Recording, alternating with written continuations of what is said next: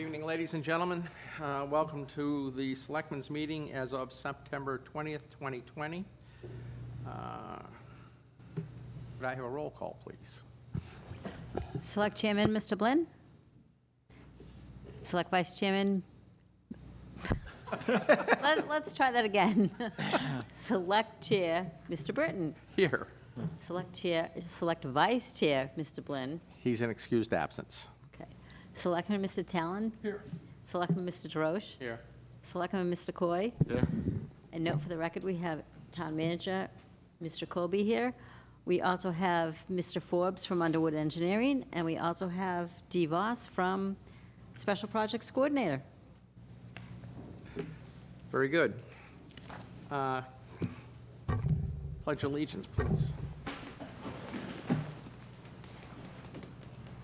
Pledge allegiance to the flag of the United States of America and to the republic on which it stands, one nation, under God, indivisible, with liberty and justice for all.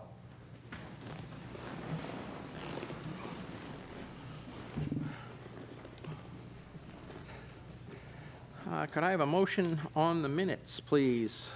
Make a motion to accept the minutes of September 13th, 2021.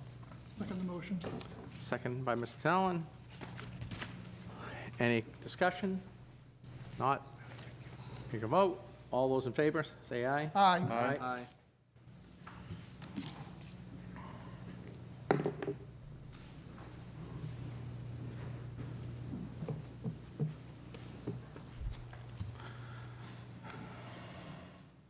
Okay, we're going to open this public hearing for the Assistance of the Firefighters grant of the AFG, and I'm going to open the hearing at 6:31. The hearing is in consideration of an acceptance of a grant. You may also consider buying and selling property. Chief, welcome. Thank you. So I am honored to announce that back in February, the fire department applied for a FEMA AFG, which is Assistance of Firefighters Grant, through their grant programs. And we have been selected and awarded $37,500. Great. So this was actually part of a bigger project, so I want you all to know, and the listeners at home, that we applied for other items within this grant package, and we submit the programs. Grant reviewers look over stuff.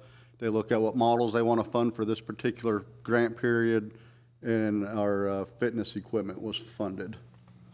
So we are going, we put stuff in the CIP, we put stuff in our operating budget, but we are actively going after grant funds for everything that we can possibly get. Very good. Funded through grants. So this is $37,500. It will be to purchase physical fitness equipment for our firefighters.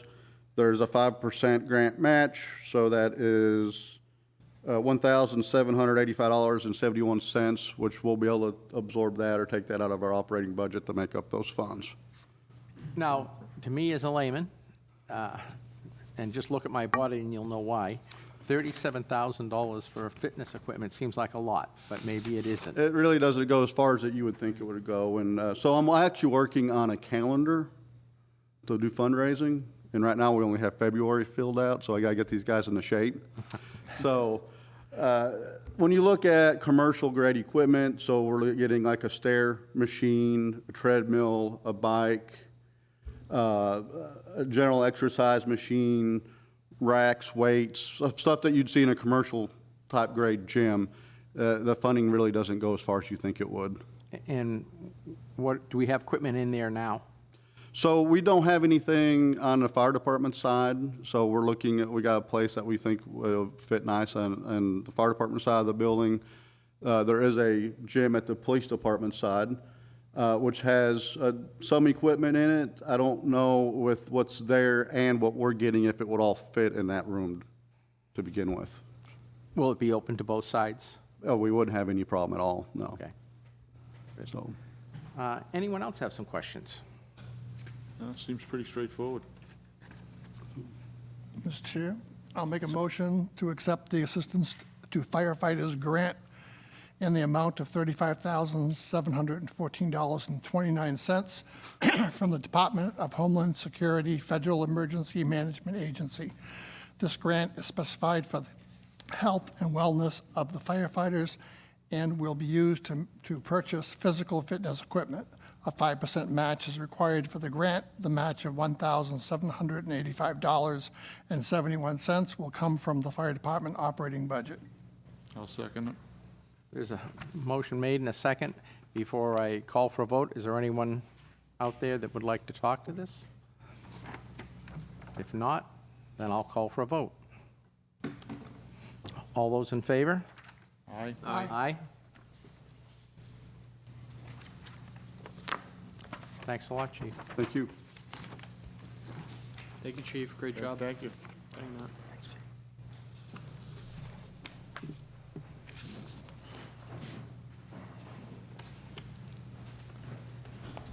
Next up is the Underwood and the water policy discussion with Gene Forbes. Good evening. Good evening. Thank you for taking the time to invite me here today.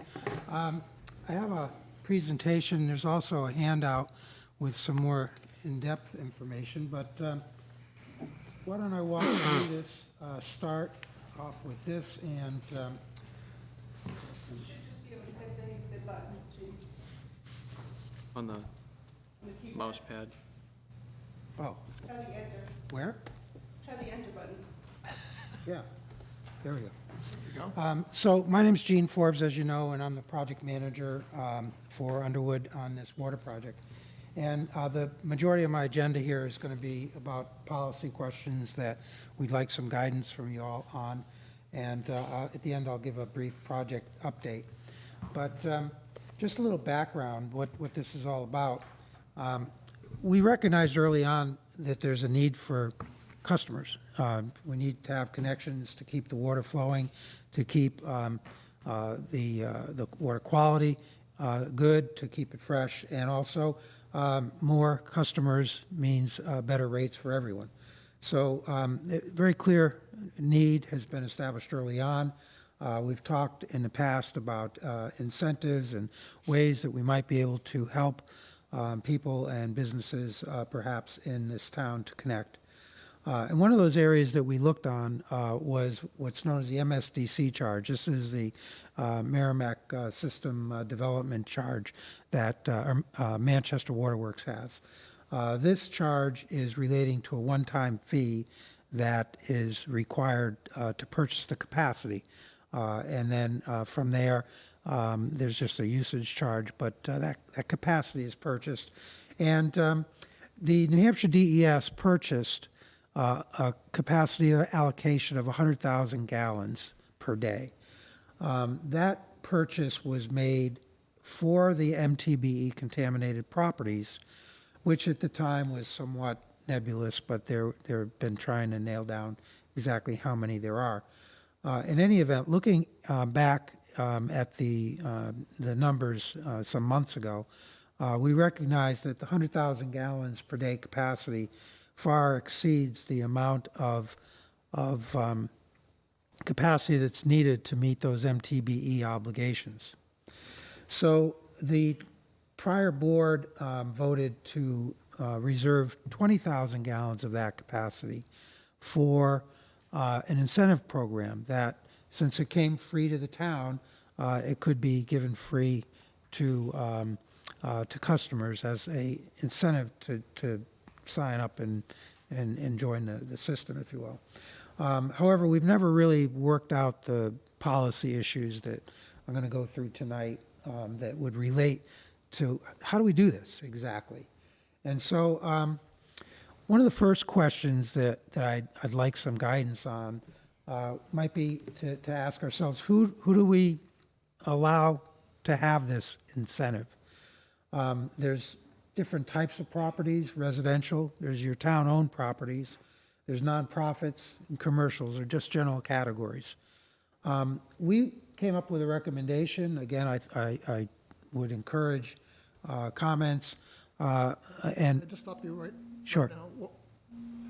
what are we actually giving away? Are we giving away the connection fee, or are we giving away 20,000 gallons a day of actual water cost? I'll get more detailed about that, but in effect, it is a capacity charge, one-time fee, which is part of the various fees that have been adopted for So connection.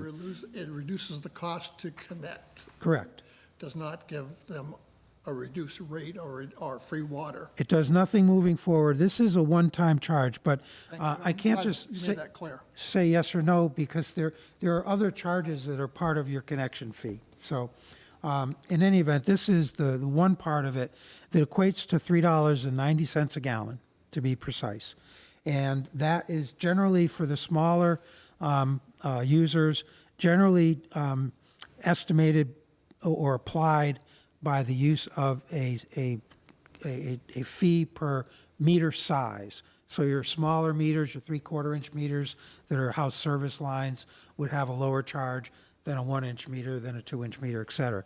Can I stop you for a minute? Yes. And forgive me, I probably don't know as much as I should on the fee structure, but you just threw a fee out of $3 and some odd cents a gallon. Correct, $3.90, Almost $4 a gallon right. is the charge for water. That is the charge for the capacity that would be a one-time fee to have the capacity that is really going to Manchester Waterworks. And you pass that along. So when someone goes to connect, that development charge, which effectively pays for the water plant that they're building up in Manchester. Right. And you also have your own system development charge for your infrastructure, as well as fees for your application fee and whatnot. But please clear that up for me, because if somebody is listening right now, they're feeling as though if they tie into the system, every gallon of water that goes into their house is going to cost them nearly $4 a gallon.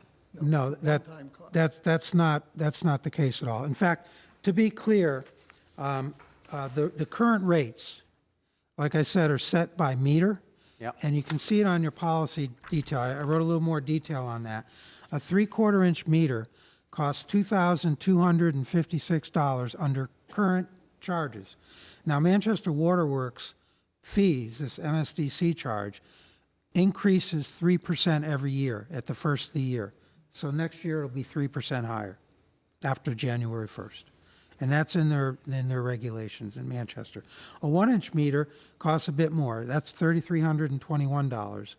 If you're big enough to have a 1.5-inch meter, the fee is $8,712. And this goes up until you have a 3-inch meter, in which case, when you have a large application like that, it's estimated per gallon. That's when we really get to the per gallon Okay, fee. I get it. So because you have a very big meter, you have an 8-inch meter coming into the town, you're paying a gallon per day capacity. The individual homeowners are paying a one-time meter charge. And it's one time only, not every year. One time only. One time only. One time So only. let's compare that to the normal cost of water. We've connected, we've paid this cost, and now we are using water. What is the current rate? Just so that Oh, people- gosh, I don't know if I brought that with Give me me. a rough number. It's, I can print the free schedule out if you'd like. if, that would be nice, I probably should have brought that with me, but it's estimated, it's charged per 1,000 gallons Right. or 100 cubic feet. It's not even done per gallon. Now, while she's doing that, the meters, are they supplied by our operator, or are they supplied by Manchester Waterworks? That will be provided by that'll be part of the fee that when someone signs up, they will generally have a fee that includes the meter. You would provide that meter Okay. to those, you'll be buying them. Now there will be the MTBE properties that are already getting a free hookup will not have these charges, any of them. They will Okay. get a free hookup, 100% free. Just to let this continue, we don't need to be that exact. Could you just give me a rough number? Is it $1 per thousand? Is it $10 per gallon? I believe per it was thousand? around 7 $7? Yeah, So it's per $7 thousand, I think that was per 100 cubic feet. per, Was per 100. per 100 cubic feet of water. Yeah. Which is a lot of water for a residential facility, I would guess. You know, again, it's I think in the range of 600 a year on an average daily, Right. average home. So that's a lot of water. Oh, yeah, Yeah. yeah. Okay, yeah. okay. So does that help Yeah, get that? yeah. Yeah, people may get confused, and it's certainly good Connection to make fees sure. are to connect everything, which is not just the meter, but also the line coming from the street, Right. the tap, whatever plumbing work that has to be done within the Right. residence foundation.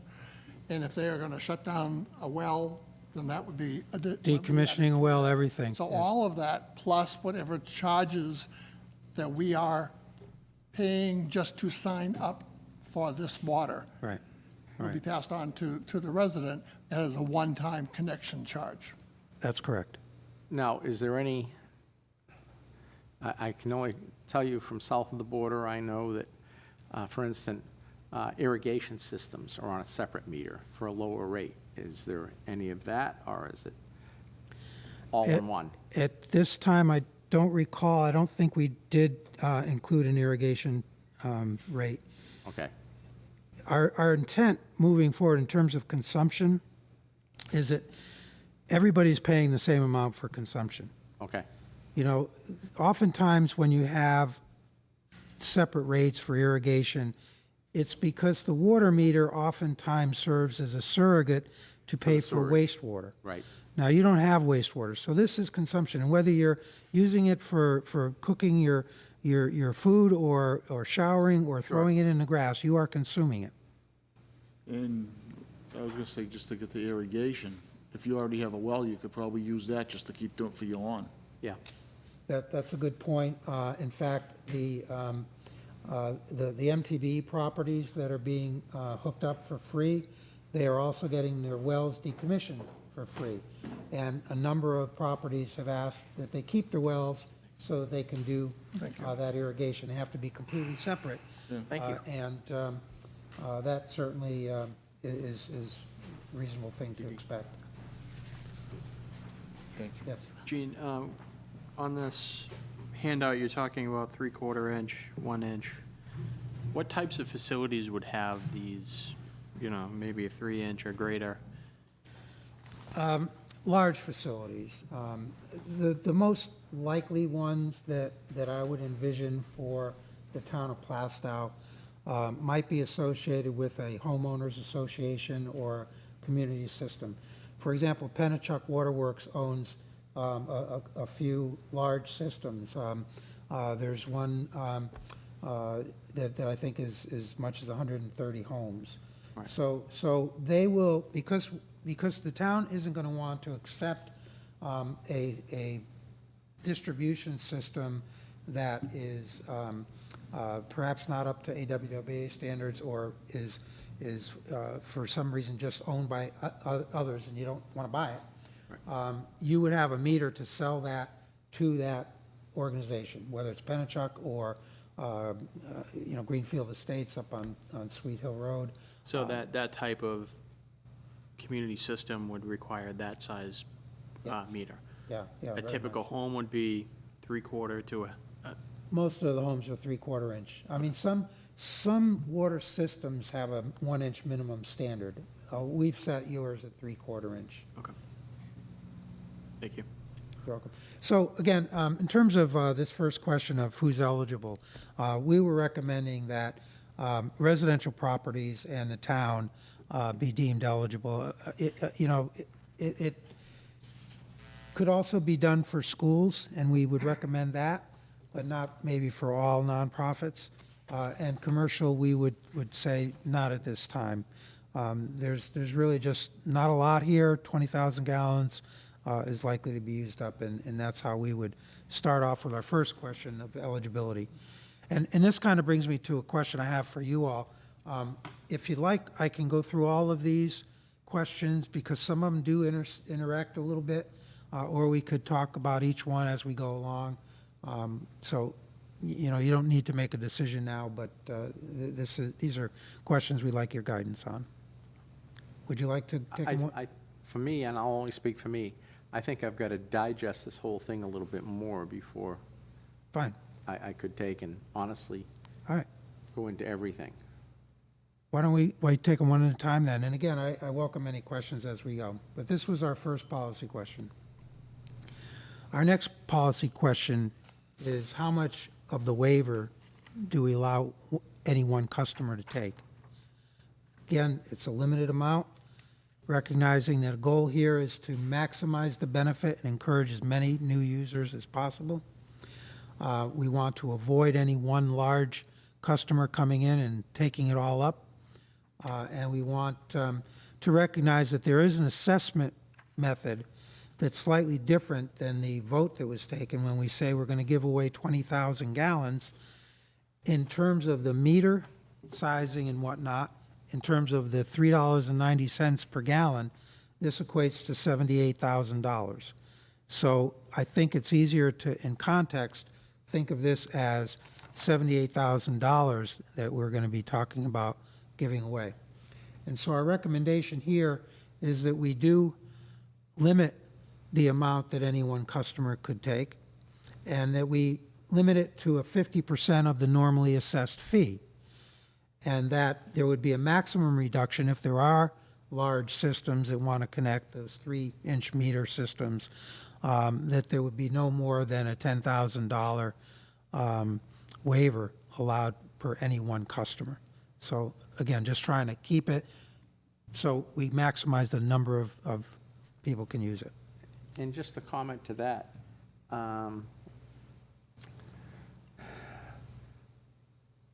I would think that we'd want to take and make sure that all the residential customers get first dibs on it long before the commercial customers.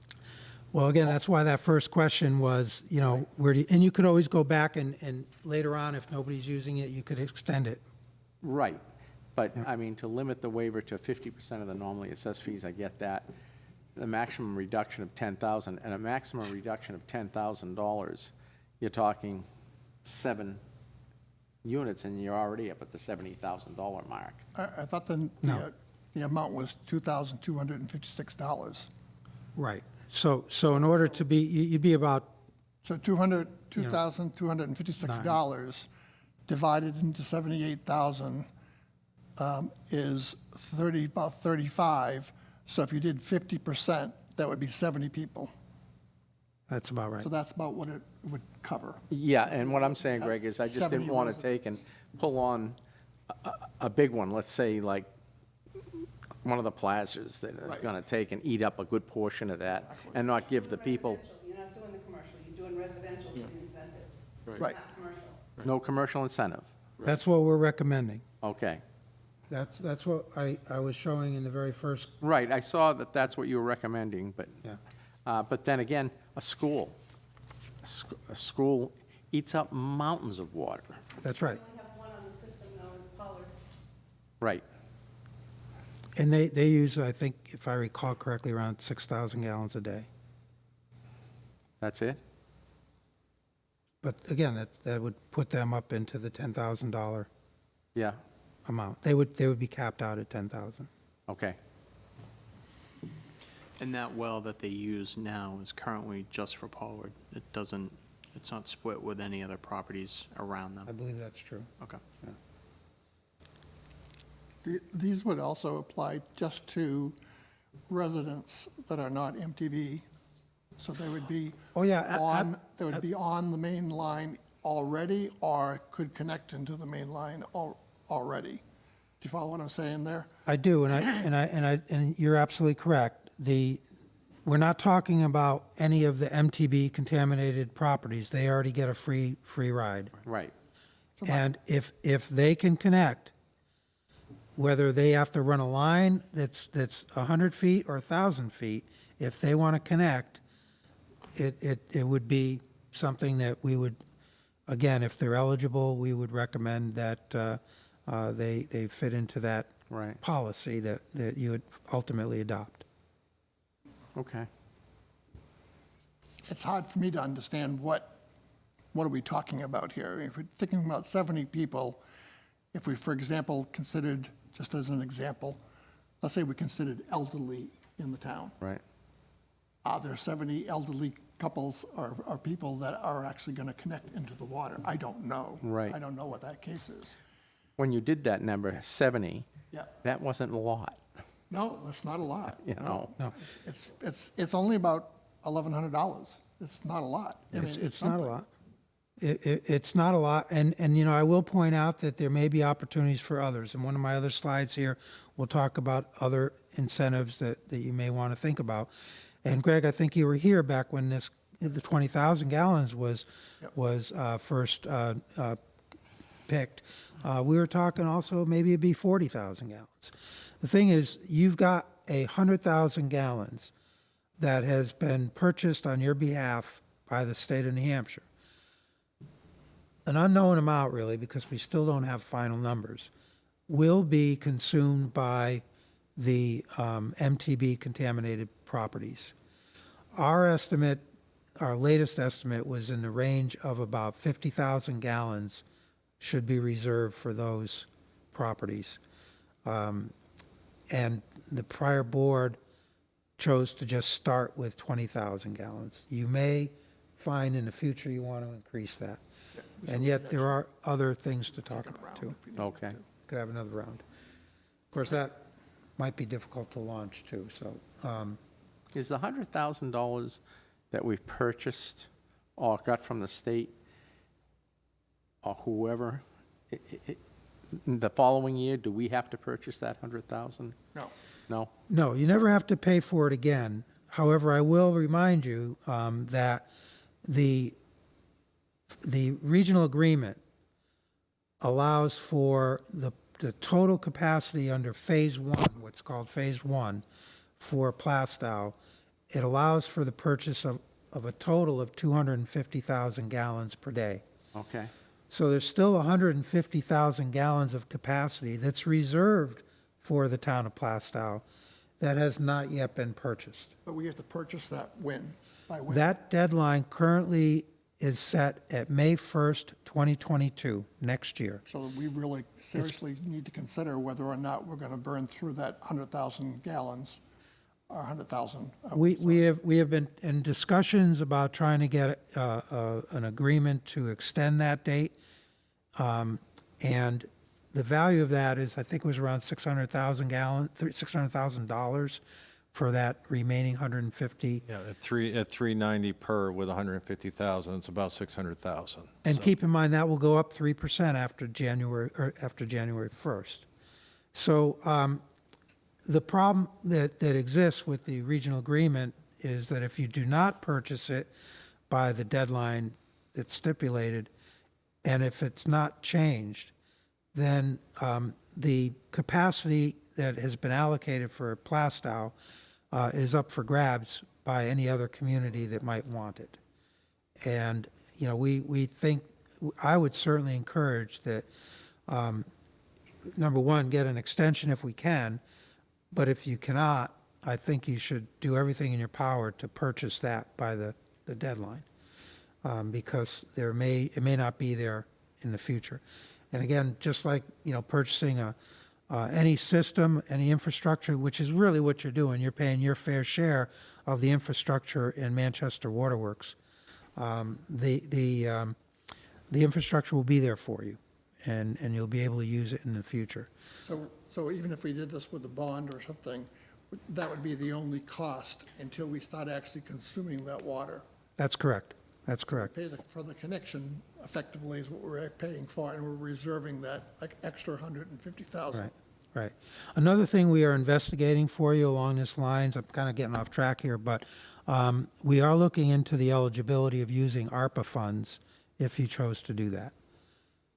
We believe it is, first blush is people are telling us, yeah, it should be, but we're trying to get a definitive answer. Because it is purchasing, it's a fee for infrastructure capacity, and generally speaking, we think it's going to be approved, but we don't know. And the other thing about getting these policies set, once you start opening the door, if you will, to getting new customers, and they're paying their fees, you will have a cash flow to buy more capacity. And that's really what it's there for. Gene, going back to the 250, so once we purchase that, if we were to purchase that by the May date, if we don't get an extension, so that would give us 250,000 gallons, It would give you 150 more. but you have- 150 yes, more than, We already have You already have 100,000. yeah, we already have 100, I understand that. Total of So 250. we would have a total of 250, and then going forward, we would always, until we bought more capacity, we would always be guaranteed 250,000, Correct. right? Okay. Correct. And, you know, some other things to keep in mind relating to that. There is a Phase 2 in this agreement because it's tied to Manchester Waterworks finishing construction of a water plant. That will allow you to purchase another, was it, 300,000. yeah, it was a total of 530,000, I think, is what the total would be. So I think it's another 270. There's a deadline for that, it escapes me, but there is a couple of years for that. And that would max you out in terms of capacity that you can purchase. And there are stiff penalties if you use more than your allocation over a 30-day average. It's not a peak day, anything like that, but it is something that will be metered as you purchase water from the system. Technically, you'll be getting it from Hampstead Area Water Company. And to clarify, we have been in touch with the state about extending that, and have also had discussions with the other interconnect partners, if you will. So it's as much a formality, I think, as anything, but we have had preliminary discussions on that. Because originally, I think we thought that water was going to be turned on in the fall and we'd be generating money come next spring, but because of the delay in the East Road pump station and the like, we're not going to turn on until next spring. So, and that's part of it as well. And my question will be is, how much water do we have to sell to be at the break-even point? You know, I don't have all my information here, but Not sure if I follow. In other words, not break even. there's a cost to running this whole thing. Oh, right. You know, how much water do we have to sell to be, okay, now I hesitate to say make money, but at Be least liquid. cover the expenses of what we're doing. To my understanding, the way the plan is set up is whatever we sell includes a quote-unquote profit. So as long as we are actually selling more water than the But we still have to pay for the parcels. operator, you know? You have to pay for the So operator. that's, to me, is part of the water expense. Yeah. And if we only had 20 customers, we wouldn't be able to pay the operator, we're you a know? lot more than 20. Oh, I'm sure, I'm just using that as an example. And my question is how much do we have to sell in order to? yeah, Wasn't the number somewhere around the equivalent of 400 residential users? that number, no, there have been numbers thrown out that what I'd like to do, I didn't come prepared to really go I get back it. all over those rates, but I'd be happy to come back another time, or at the very least, I can share with you the analyses we did when we initially set the rates. That's fine. Recognizing that you may want to change those rates every year or every 2 years, because you raise a very important question, and the analysis we did in the past showed multiple levels of consumption, with allocations of 10% of loss, because, you know, not only will you have water that you're selling to your customers that you purchase, you'll be purchasing water, some of it which will be lost. When you Yes. do your flushing, when, you know, you might have slight leaks here and there. So there's allocations for that, there's estimates, but it absolutely is correct to think that these two go together. If you have more customers, you will have a bigger profit than we targeted. Right. If you have fewer customers, you'll have negative balance. And again, it escapes me exactly the number we set on, but we're taking a conservative estimate for the very first year in setting the rates, and really trying to recognize that you also do have some control over how much you spend on maintenance and how far you go with respect to things like flushing programs and the like. So we do have some prior presentations on that, and maybe Well, if you we get can the steer you that. opportunity, if you could get us that number, I Yeah. think that would help a lot. I will certainly do that. Analysis is inside of our water books. Did you Yeah. receive one? I did. Okay. I In did. that water book, there's a graph, what he's talking about, and they basically showed a very conservative, overly conservative, a very liberal guess. Okay. And then they drew a line in the middle and said, that's what we're shooting for, what we believe is the most Is the likely number. occurrence. Okay. And it does have a number of houses or a number of facilities. Or maybe it's, I think it has the amount of water that we're actually selling. Right. not- And it not the does. actual facilities. Yeah. And most every other, municipal water system has a track record that they can learn from each year. Sure. You'll be starting off with a lot of unknowns, and you may find yourself needing to adjust your rates periodically in these first few years, especially as you go through what's likely to be a quick growth spurt in the next 2 years. Okay. So, again, moving on, policy questions relating to the incentives. One of the things is, again, just reserving capacity. Even though we talked about who's eligible, maybe we want to prioritize them. And if we think back to the earlier one of eligibility, we identified towns, schools, small users, big users, and whatnot, as potential customers, or I should say customers that are able to get a waiver. And our recommendation is to use some for yourself first. This building, your garage, your community fire safety area, your annex, your library, your historical building, museum, whatever. These town uses, I would say, let's reserve them. And then, we recommend maybe you give advance notice so that, make sure that they can line things up and be ready, but let the schools jump in early too, would be something that I think, again, using this for the community good, I think would be our The recommendation. schools would be, Pollard, not so difficult. The places like the high school and junior high school, district schools, really. And to try to get the district to all jump on board and want to pay for it too. Yeah. Yeah. Will be enough thing. Go out there right now, though. What's that? The line isn't out there. You right can't No, get what to I'm the high saying, school, if they just do to want to Pollard. go out there, it's a case that Yeah, the district would have to jump on board for that one. right. Again, we're not saying reserve it for the schools, just make sure that they Right. know what's going on. Should we prioritize uses, and how do we roll this out? Again, I think that we'd recommend it's all first come, first serve.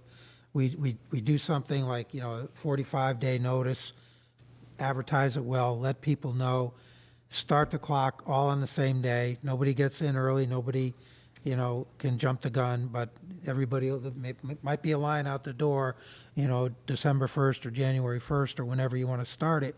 But I think with advance notice, it's first come, first serve until it's gone. I hope there is a line out the door. Well, it'd be nice.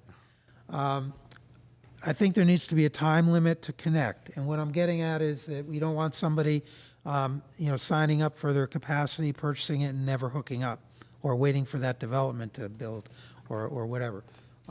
We would recommend that they must connect within 90 days of notice of the availability of water. When water's ready at your street, we let you know. You've got 90 days, the clock starts. If you don't hook up, there could be some extenuating circumstances. Construction can always be a problem. And so we would recommend the water superintendent have the authority to do at least a nominal extension if there's a proven hardship. But once they purchase it, once they get the waiver, the goal is to get them hooked up quickly. I think there may be appeals. Somebody might feel that they're not getting handled right or dealt with right. And I think, again, we should just talk about it and think that, this is something the water superintendent can manage. There's other variables. Hold on. Oh, I'm sorry? So you said the magic word, superintendent, water superintendent. So right now, Greg, are you the interim water superintendent? So right now, we don't have a water superintendent, correct? Well, we're hiring someone to run the water system, which to me would be the superintendent. So when we chose the controller, they're going to essentially be the superintendent. I would envision it that way, but you guys may envision it a Well, different you'd way. have an operator and you'd have a water superintendent, correct, Gene? Yes, that's, Yeah, an operator's different It's two than the separate roles. superintendent. Yeah. Right. Very different roles. And this may, we just put this down because I had probably incorrectly assumed that it's the same role as the town manager. Maybe appeals should be handled by the town manager. If you've got a superintendent that we're just looking for some level to jump up if there's somebody that's got a gripe, and I don't think you want to hear everybody who might be upset about their bill. So that's kind of on us, but yes. Yes. should we start looking for a superintendent? Would that make your job happier? I mean, I think it's minimal at this point. I mean, Yeah. I'm just thinking about when this thing turns on, that's when, We need And- to have. And explain to me have why someone in you place. wouldn't think that the operator couldn't be the superintendent, excuse me. my Superintendent. understanding is a completely different job. Yeah, I would agree, it's different. What we're referring to is someone who represents the town's interests precisely and not, your operator's going to be a contracted firm. Yeah. And I think Will work. that you need someone within the town representing the town. Right. Who's the go-to person. And I believe we have, within the water budget, there's money there for a superintendent, so at some point, We're gonna have to look into that, Yeah. that's all. we need Yeah. to, Yeah. that's Okay. on us to, like Greg said, it's on us to deal with, so. I don't think we need an immediate answer, but something that can be looked at, down the road, that's for I would sure. agree. So there are other policy questions that we just, want to put on the table. I think it overly complicates things. Our recommendation here is no other variables at this time. But, just so you know that they've been given thought, and maybe you have different opinions. Some communities might do things for low-income people within their community, sometimes seniors. There may also be operational considerations and system expansions that make a difference to you relative to things like water quality and reliability of your system. For example, if I was a developer coming in that was going to connect in a way that created a better hydraulic condition that improved water quality, I might ask if you could do something for me. So these are variables that I want to acknowledge, but I don't think that there's enough here on the table to make it worthwhile talking about. I don't know if you agree or not. I'd just throw a couple of things out and just see what the rest of the selectmen would, how they feel about it. I would think that our total focus should be seniors and low income. We can define what low income means. We're not talking about a large number of people. We're talking about 70. And if we were to, and the actual rebate is $1,100. It's not a lot to what they have to pay to actually get hooked up. I mean, I would be even more willing to work with the 35 and give them 100% of this, so the $2,200 would be much more substantial for somebody who is elderly or low income, would allow them to connect that they probably would not connect. So I just would ask what the other selectmen I think we have two things. One, up at, on Danville Road, I believe it is, there's a housing for the elderly, or that sort of housing. And then we have one over on Westville Road. Those are private. What is it? Chandler Ave. I think that those are privately owned. Certainly, I'd be sort of reluctant on a private corporation giving them that break, but I certainly would be open to anybody that's, you know, like you were saying, hard times or a senior, maybe with the proviso that, you know, like you said, give them the whole thing, and with the proviso that if the time comes that they ever sell their house, maybe they return that money to the town, you know? I think that would be a fair thing. My thing with that is we should prioritize that. So, you know, seniors, low income, and then everyone else after that, outside of every residential after that. So I would tend to agree that we might waive the fee for, obviously there would have to be some application process to, you know, we can't just hand it out, but yeah, there'd be an application process that we go through. And maybe, you know, if we don't give it, maybe we give them a higher percentage, 75%, 90%, something like that, and we have them charge some limited amount, but I wouldn't be out of the realm of paying for it for seniors or low income if they met the criteria. Right, that's the big thing. We have to just set the criteria, right? Yeah. But I think we're all in agreement I mean, the where the priority criteria, should be. I think we're all criteria thinking the was same set. way. though. I mean, for instance, you're saying that, I guess the board had figured everybody that was in a Superfund site was getting it for free. Right. So that knocks down some of the money that's available right away. There may not be as much as we think when that's all done. But I agree, the criteria has to be set, and like I said, I think that in most cases, if it's a home that's owned and it gets sold in the future, that we recoup whatever we give them, you know?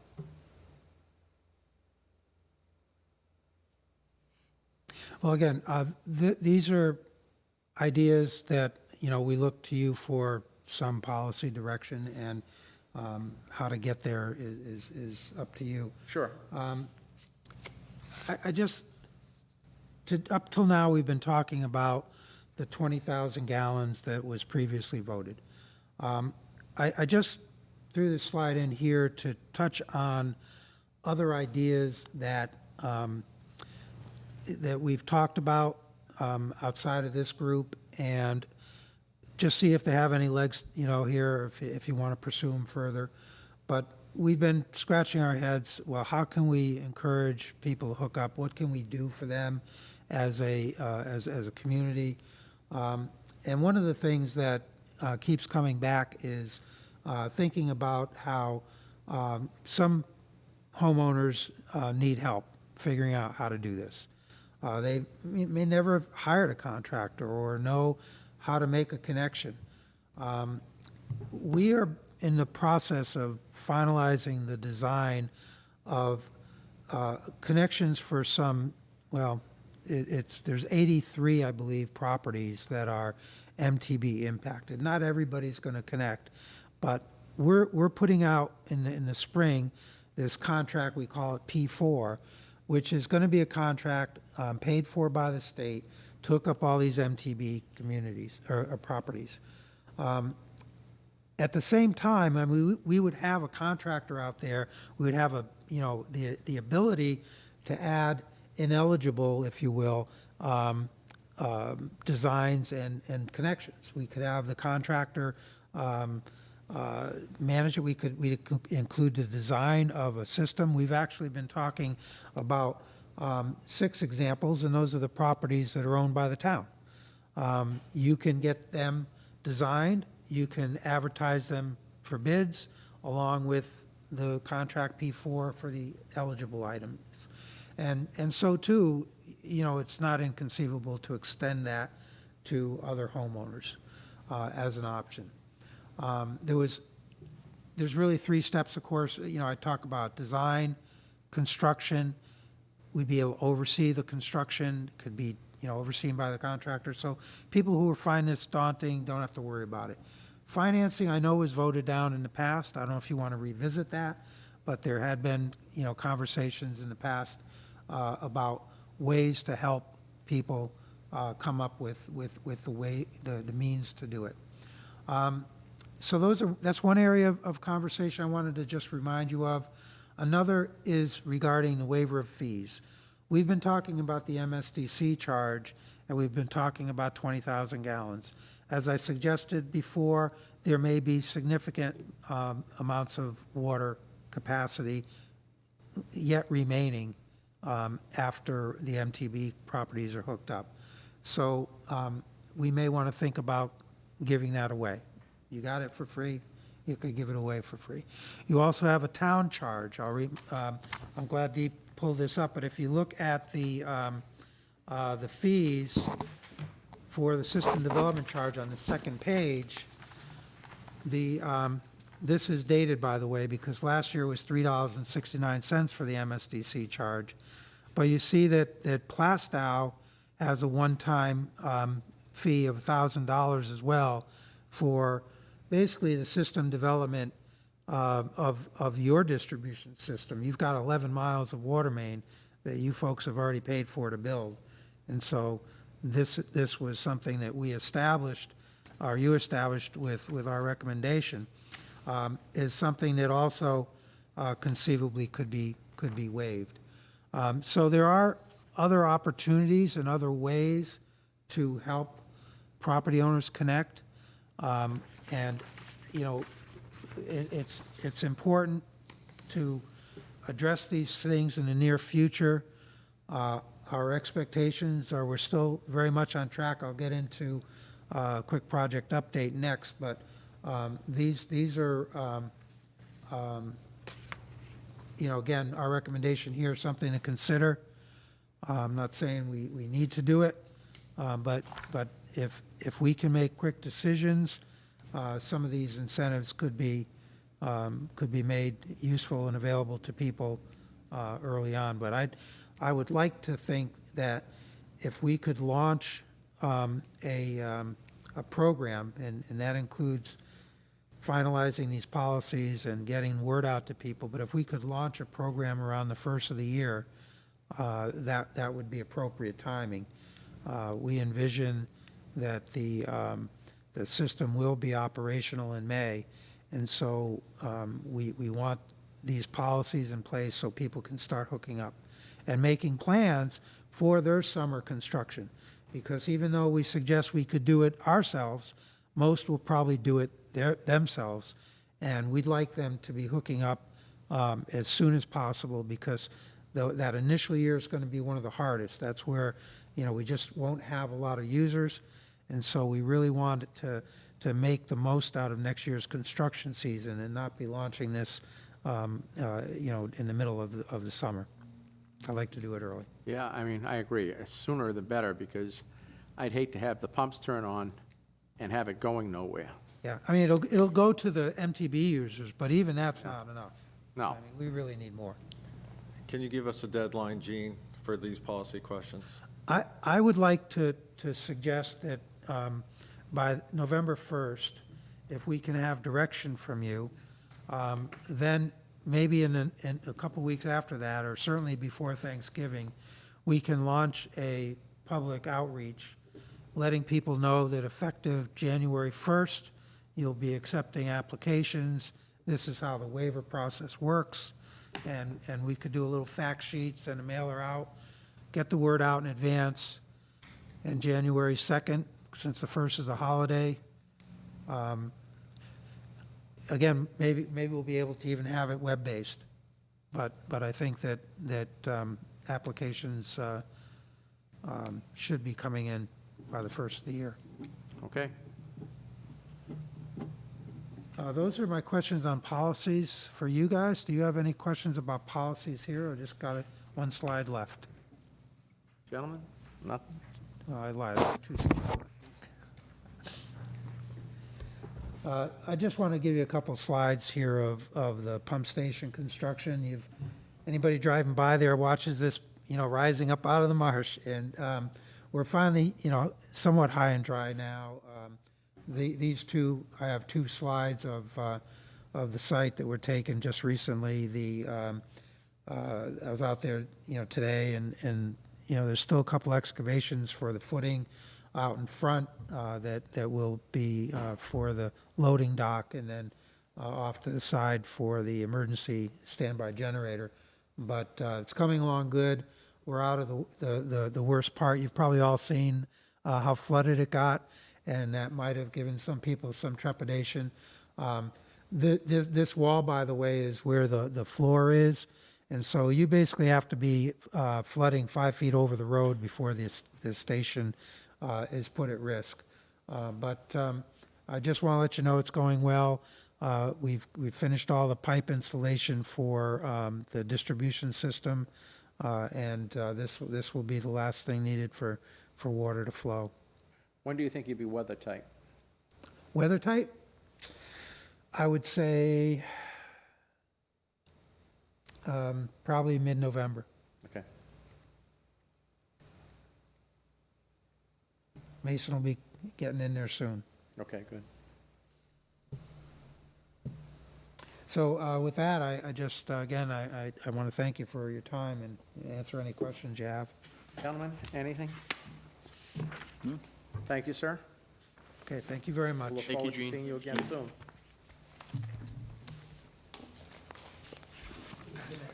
Good night.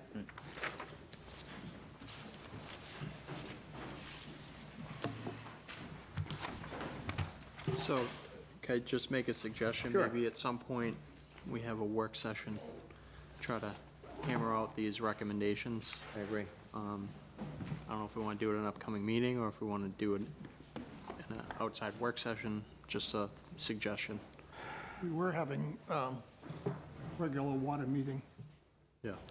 and that's what we should be. We should be meeting not as selectmen, but as Once a month, or, the water Well, I think commissioners. we'll probably need to do it sooner than later now. Right. So, Yeah, I mean, you're almost into October now, we're not Right. that far away.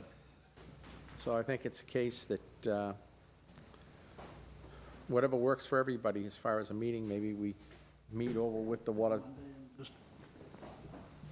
Do we have a meeting that we think we have a light agenda that we could? How's it look? As of right now, we have nothing scheduled for next week. Okay. Okay? That seems like a good Next meeting. week? Yeah. Sounds good to me. I think the sooner we get through it, right, there's a lot we have to discuss. Yep. There's a lot to go over. Perfect. Next up, town manager. But Dee, you're waiting for the last item, right? So why don't we put you on? Just so, I have no presentation for you, I'm just here in case you have a question for me. oh, okay, I don't have a presentation for you. all right. But we, I gave it to you. yeah. We'll take that up now so that at least you don't have to hang around. Discussion on trash and recycling contract. Thank you.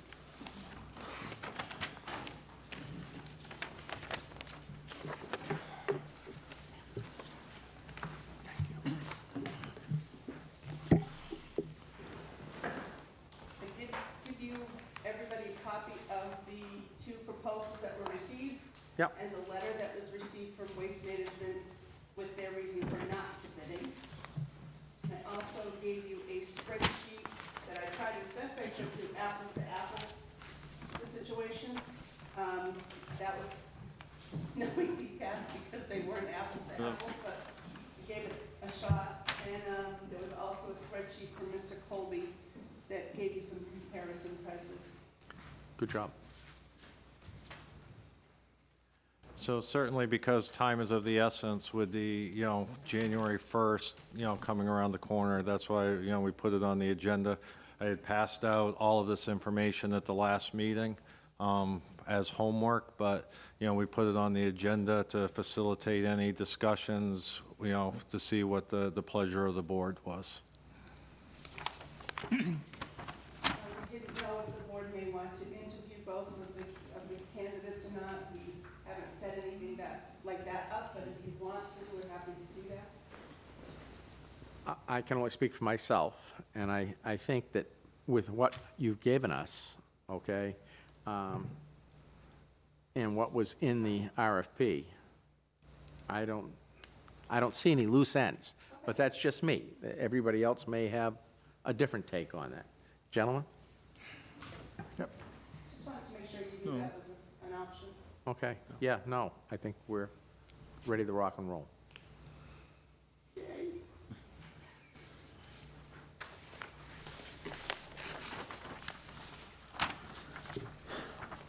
Two key things that I stuck out when I was looking at the Casella is the rental fee, which is in the middle of their proposal. It's not spelled out as their overall cost. They basically are looking to charge up to 6 months. They Yeah. say if it'll take less than 6 months, that we won't get charged for 6 months, but I can assume that that's going to be 6 months. And then the other one was the contamination rate is only 10%. That's a very, very significant drop. JRM was 35%, which is significant, which means a lot of stuff is going to be thrown and recycled and end up in Trash. trash. Yeah. Right. Yeah. And in the RFP, they talk about community education. So what would, I guess maybe this is a question for Casella, but what would Casella do to help bring that contamination level down? Or if there are things that can be done to help bring that down? And I know that's something we can work in conjunction with probably the track committee, but, you know, they talked about that in the RFP, that there's community outreach to help with recycling. So I would be curious as to know what those things would be, as far as what steps they would take to help bring that contamination rate down, because right now, if we can't get it down below 10%, we're gonna pay Big bucks. Yeah, big bucks right, per and- ton. And it's not even like we're close to that contamination right now. Right. We're way over the 10, we're, what, 35 or whatever it is. That's a significant difference. And I mean, I agree, taking it down, but it's a hope. Right. You know, and from, again, I speak for myself on this. Hope isn't a business plan, you know? I have to look at it as, What's the current reality? what's the reality? Right. You know? My concern with the hybrid model that JRM is proposing is that we bought these barrels for a fully automated system. So now we're looking at a hybrid model where we're still gonna use the carts, but there's gonna be a manual, manual intervention. They're gonna roll the cart up and then there's a dumper. So I don't know if anyone has thought about, what are we gonna do in that respect? So like with the automated system, we were gonna have one 96-gallon trash barrel and one for recycling. Are we still gonna go with that same model? Or are we gonna have, one barrel of trash and then you can do unlimited recycling? Because obviously the recycling rate is much lower than what Casella is offering. Well, I think that, It's my Go ahead. understanding that they will work with the carts as we have them designed to be used right now, and no additional unless the town would, they're only picking up from town-approved containers, Okay, which would be our carts. okay. I didn't get that from the RFP, but thank you for clarifying that. So and there'd be- I'm sure that they, at some point, they're going to have equipment that'll do it automatically That because it was- makes Right, sense that's- financially. Right, that's the big thing. Are they Yeah. looking at 1 year, 2 year? Were they gonna start This is a going? 5-year contract that they're committed to under this RFP. Yeah. But do we know if they have any plans to kind of go to buy the truck that would be Well, fully they've given automated? us the cost under, no matter how they're picking it up, they've given us the cost over that 5-year term. So no matter if they're doing it manually, the hybrid version, or if they actually convert over to full automated, that's the cost that we're paying You know, based on the Right. proposal. we don't care if they pick it up with 5 No. guys or 1 guy. No, I get that. It's just more of a thing, right, where we have the carts. Did they have a plan where they would be fully automated? Just a question. I can't We don't speak know. for them, obviously, just- but I would think You that, would think at some point, right, it makes sense. It It is that the way the makes- industry is going. so- Sure. yeah.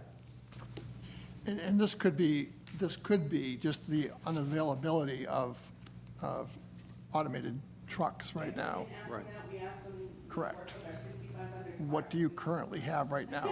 Right. Our 6,300 got it. Yeah, I personally don't care one way or the other how they get it into the dump, into the truck, as long as they get it into the truck. and as long as they're using our barrels. Right. I don't think we're gonna have an issue with the recycled. The recyclable's gonna be plenty big. I mean, we do a lot of recycling, but we don't even fill a 48-gallon barrel all the way. Yeah, it all depends on the house, right? If you have a family, some that are sitting out there with a bunch of kids, Yeah. that's different. Well, if there was an incentive for people to be fishing through their garbage to pull out recyclable, then I would kind of agree with you.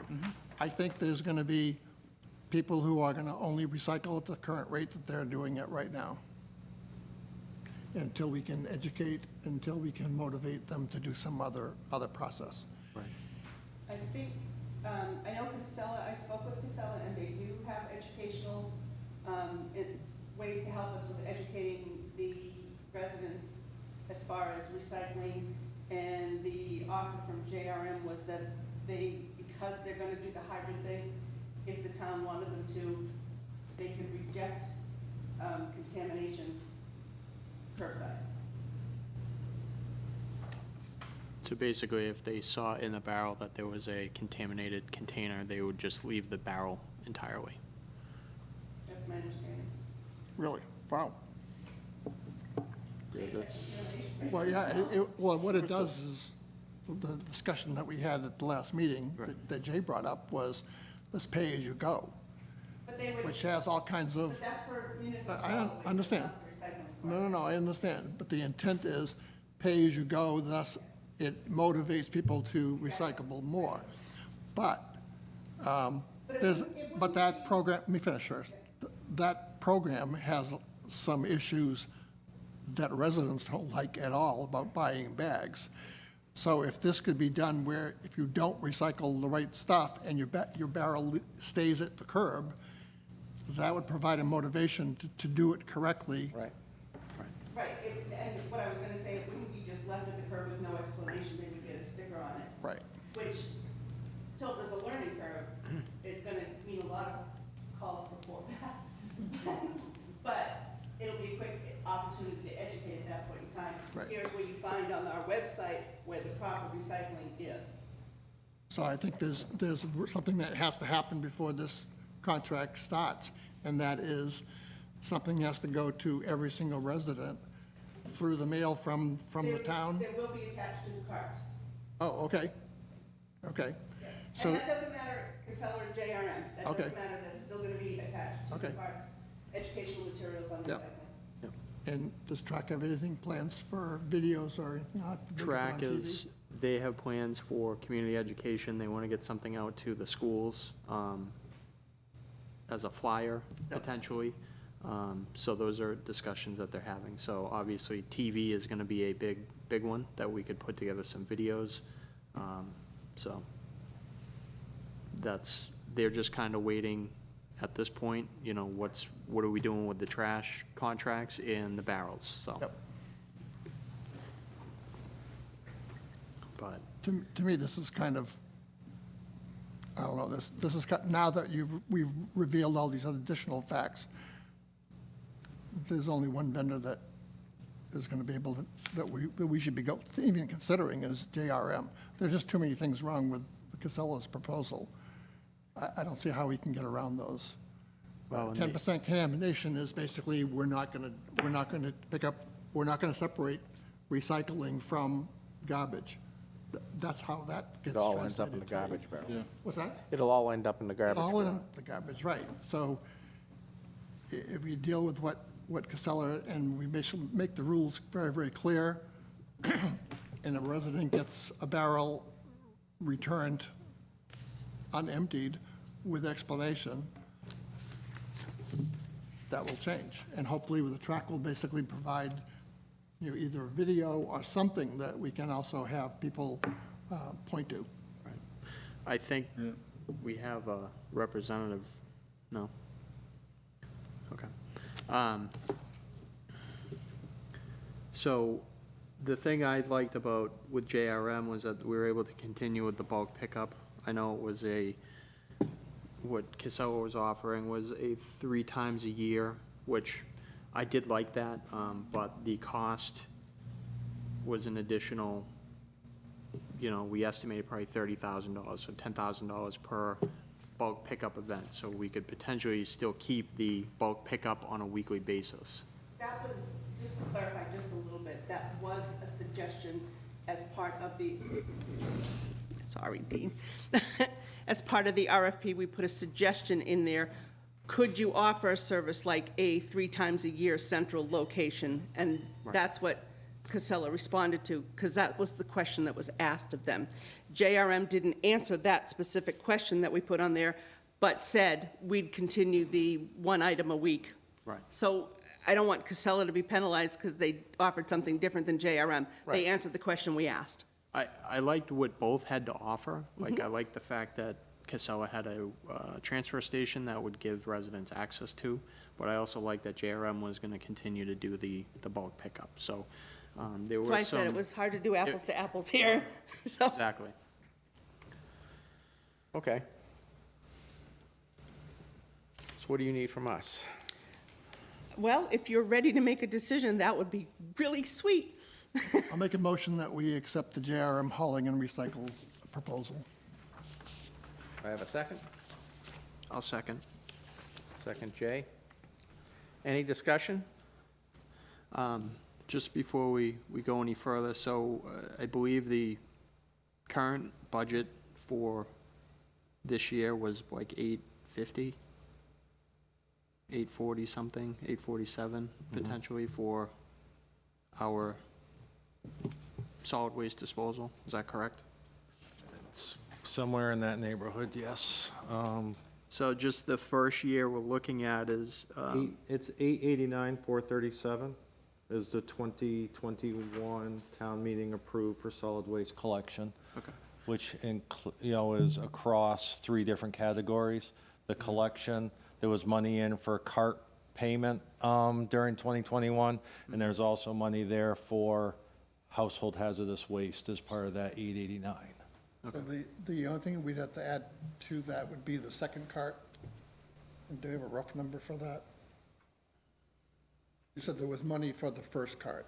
Well, in case, we weren't sure when the cart contract was going to be finalized. Oh, okay. So we had included around $17,000 in the 2021 budget for some early payments on that. Okay, so then, But we have 2 carts for everybody coming. so we have 2 carts. Yes. Do we know what the cost is of those 2 carts? Talking about I think they were We're about three, $7,000 a month. 7 for and the change, cart yeah. Lease Oh, per month, okay. per month. So it's 84,000. 84, 84,000. 160 Okay. a year. And this is what, 539, call it 540.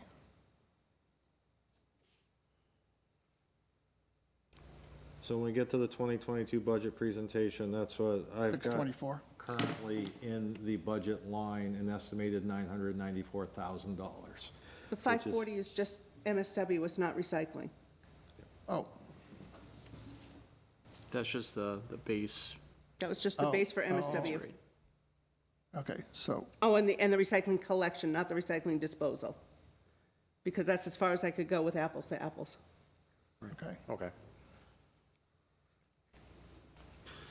So in your budget proposal, we're up to 990. I'm at 994 for that department, if you will, which is broken down for $875,000 for the collection, recycling collection and the like. Yep. 84,228 for the cart lease and costs. And then household hazardous waste, budgeting $35,000 for those 2 events, one in the spring, one in the fall. So the total is 994,228, which is, obviously is about $105,000 higher than the 2021 budget. And that's just mostly your carts. And that was in order to get a budget finalized, not knowing what direction we would go. I was trying to be, ultra conservative with that. Okay, thank you. Oh, 849, okay. Any other questions? not, I'll call for a vote. All those in favor, say aye. Aye. Aye. Aye. 4-0. Thank you, Darryl, folks. Thank you. Can I just ask one more question? Sure. So when it comes to the carts themselves, is it possible to have the cart vendor come in and just give us a rundown of the next steps once the carts are available? Or are they they're gonna come out with them in a 18-wheeler and they're gonna deliver them and? They distribute them Right, to the households. yeah. So do we have some type of formal, I don't have the date yet. okay. They're still being manufactured, hot stamped, and I expected to connect with the gentleman this week Okay. to find out. The only reason I bring it up, I just would like to try to get the word out sooner and start getting people in the know that we're getting new barrels. You're gonna get 2 new barrels and, I think we can start doing that without having a delivery date yet. right, okay, Yeah, I don't see any reason why we can't start telling them coming attractions. right. The other question that is constantly asked by our residents when we're talking about these new barrels is how they are going to get rid of their old barrels. That will be something that this They're board not, might want to have a discussion to my about. understanding, they're not recyclable. I wonder if you left them out there, like, say, for a week, or give them 2 weeks to put them out there. But we'd have to make that arrangement with JRM. to Right, do that's what that. I'm saying, if we said that to them up front, if someone wants to get rid of them, they'll be out there curbside for a Okay. 2-week period or whatever we set. Okay, so that needs to be could- communicated And as then We well. could have just them throw it mark in the them truck. specifically. Yep. Or as a JRM is willing to take one bulk item a week, so they may have a busy couple of weeks. And- But we and could now- certainly figure out a way that a homeowner could mark the barrel for pickup so that they would know. And that was one of the items that the track committee was discussing, is there are potential ways to do that. There are outside organizations that could use it as a fundraiser for disposing of those barrels. Like they did with the electronics. Right, like they do with electronics, like a Boy Scout or a community organization might use it as a fundraiser opportunity. But we would also, I'm sure, we'd probably work with JRM to see if there's some other option as well, if they're gonna take those barrels. But a lot of people might wanna keep them hanging around the house. Has too. anyone asked Atkinson what they did for their residents since they switched over to their new barrels? They must have ended up with the same issue. I haven't. I have not. Okay. It's worthwhile to us to at least address that and to communicate it to our residents. I know the track has been discussing it, so maybe they'll come back with some new options at their next meeting as well. Okay. I can put a little word out to them to brainstorm a little. We can put it on the next agenda. Yeah. Okay. Thanks. Thank you, folks. Thank Thank you, you. Dee, for all your Thank hard you. work on this.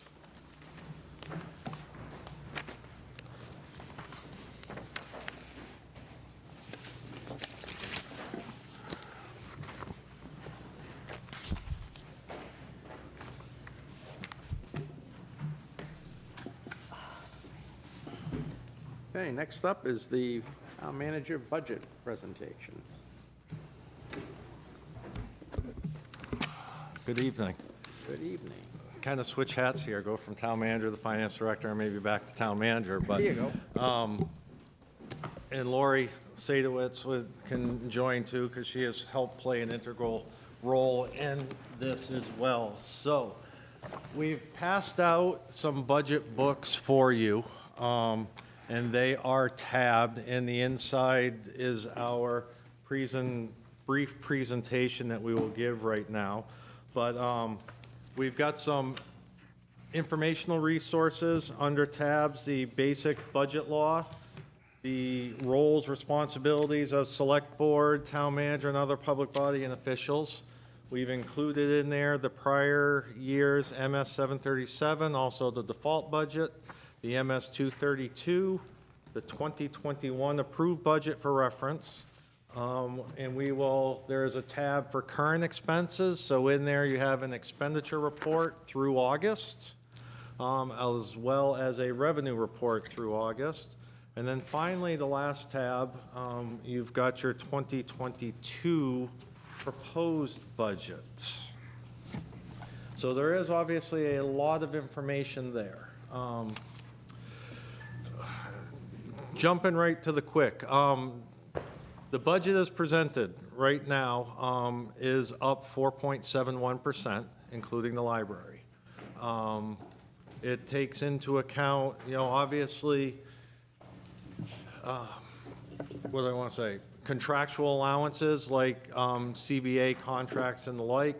It also includes all of the roll-up costs and the like, which New Hampshire retirement, right off the bat is a big reason for a lot of the increase, just so you know. It's very difficult within this budget to find a lot of savings that are not contractual.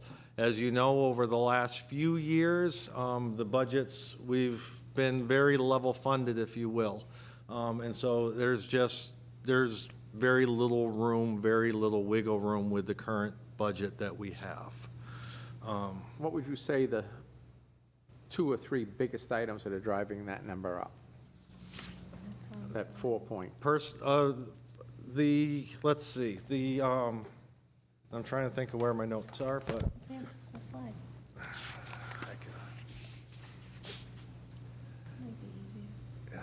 it might be, unless I can't go backwards, so. There we go.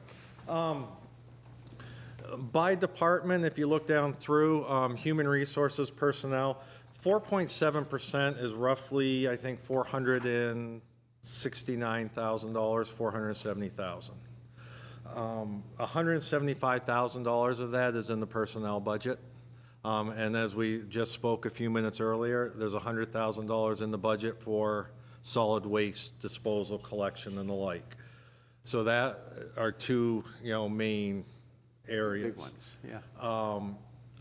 General government buildings is up an additional $45,000, primarily because we had 2 buildings that were not covered for utilities, that was removed in last year's budget, 2 whole buildings. So there's that. Other than that, we have the contractual, like the CBA. The police department budget, for example, is up, as you see by a slide, about $52,500. Most of that is personnel related and CBA related, so it's wage, it's wages. Okay. We've included in this budget $15,000 for Old Home Day, knowing they were fairly successful with raising donations and the like. I believe the prior year was 20 to 23, so as a placeholder, we did put in $15,000 for the consideration, knowing how the board has felt and moving forward with an Old Home Day in the spring.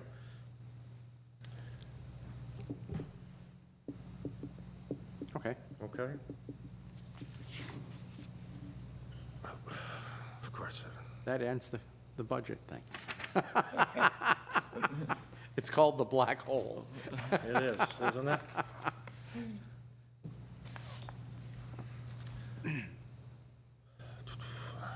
And just for, edification too, the 2021 operating budget, so we know that we're beginning, where we ended.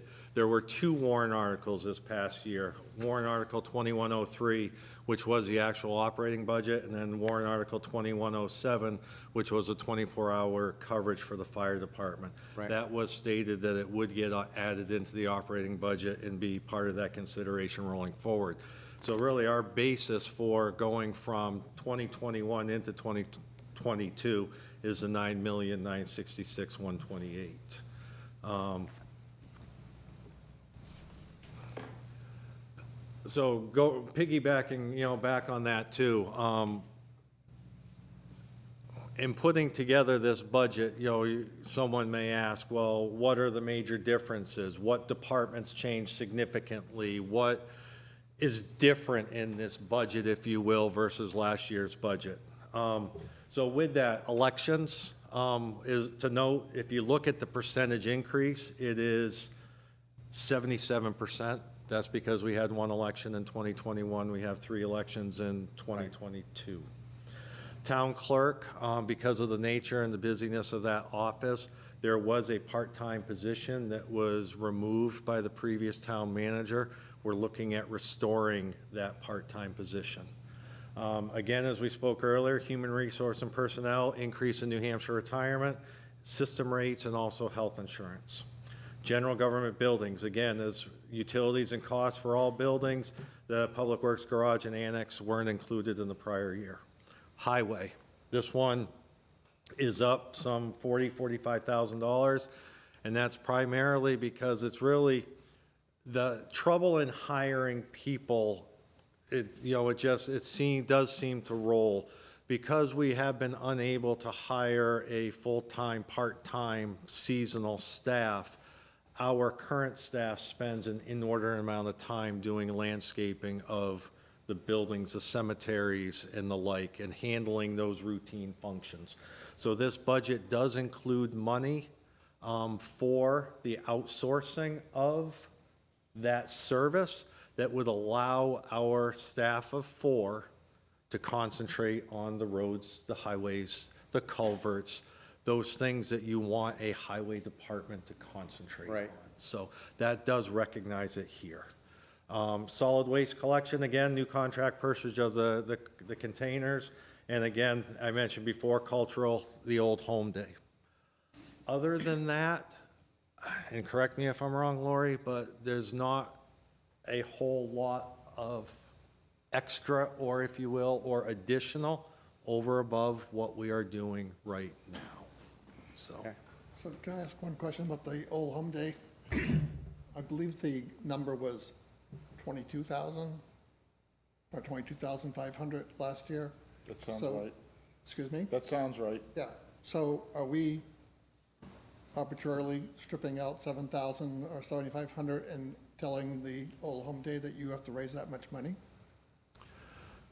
I wouldn't say that we're telling them to do that. What I would say is the intention would be the donations that have been received, some $5,000 plus.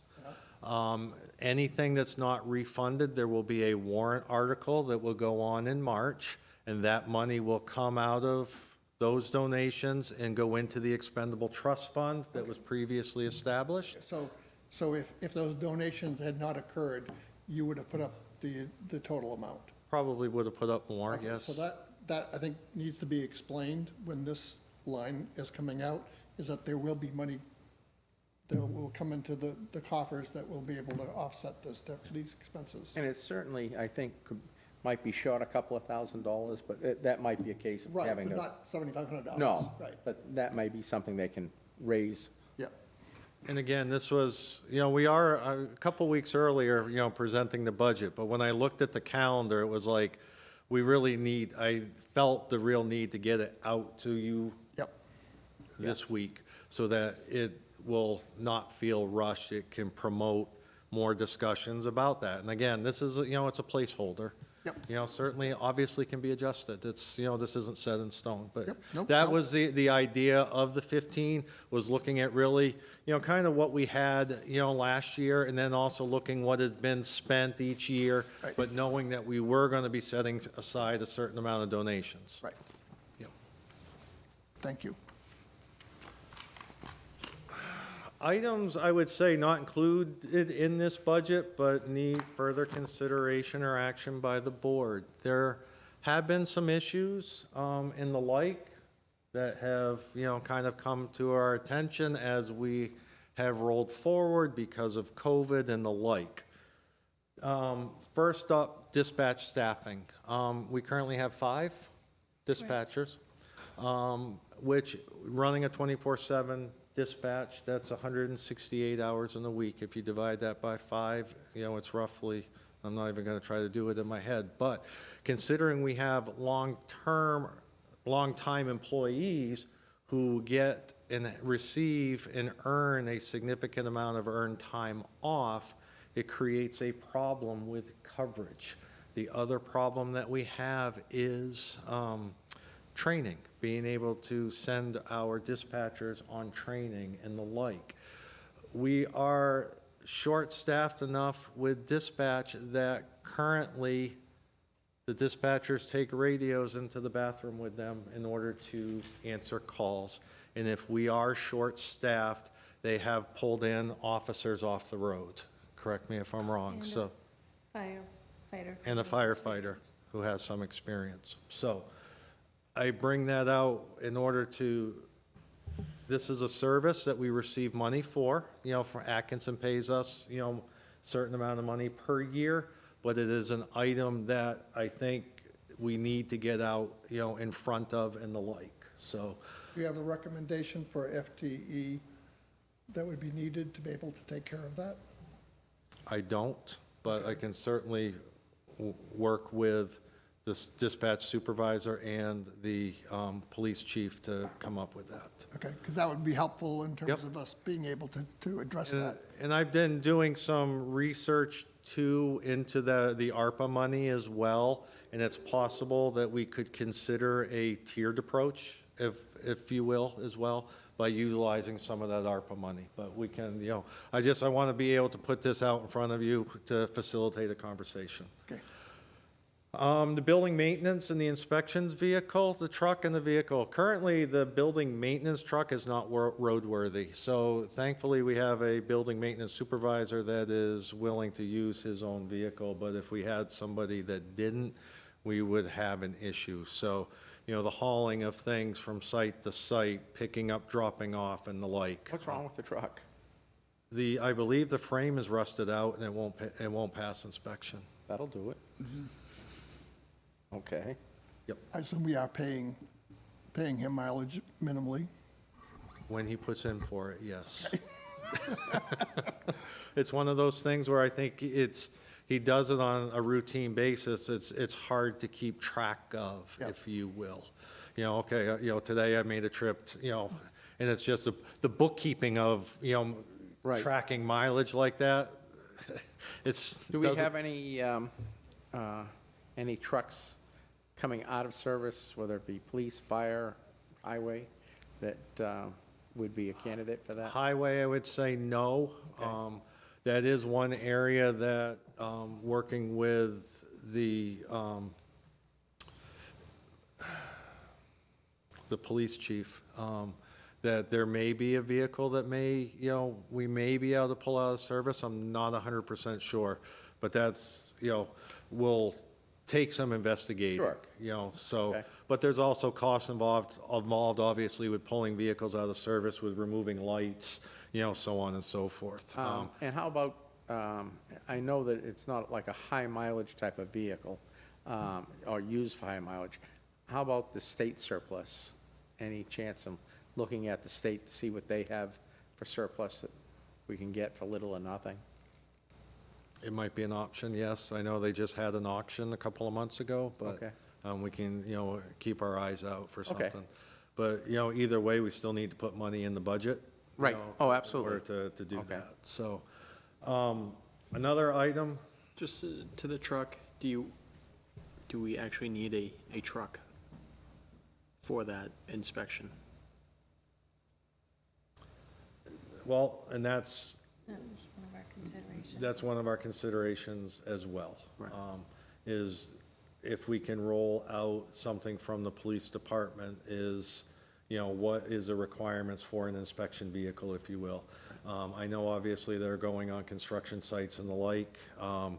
They could be muddied, dirt as it's, ongoing. So I know one of the things that I remember being talked about in the past was, four-wheel drive, all-wheel drive, things of that nature. So it's, they're all considerations, but, again, we're trying to come up with a plan, but I at least wanted to, part of this budget, put it out in front of you too. Thank you.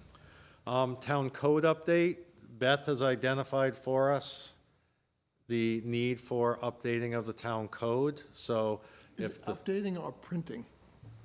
Because we did update, over the last couple of years, we updated the town code, but we've never had it reprinted Because there are certain copies that go to the town clerk, to the town manager's office, and a few other places, right? Do you remember what they were? I don't know all of them right now. Okay. But I think someone told me it was like 5 copies or something, but we have not had it reprinted. They're not. We probably should. So it's really a publication, not an update. We already did the update.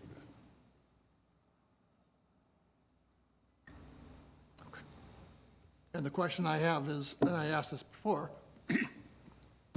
can we print this ourselves? Do we have to have it go out to a printer? One of the things that we noticed is that what we ended up with was all PDFs that we had to convert to Word documents so we could edit them. We now have done some of that conversion. It would be nice to have us own the actual documentation for the town code and then print it ourselves whenever we need to. For not talking about a whole bunch of copies. No, but some of the town code, the ones the board worked on are relatively short.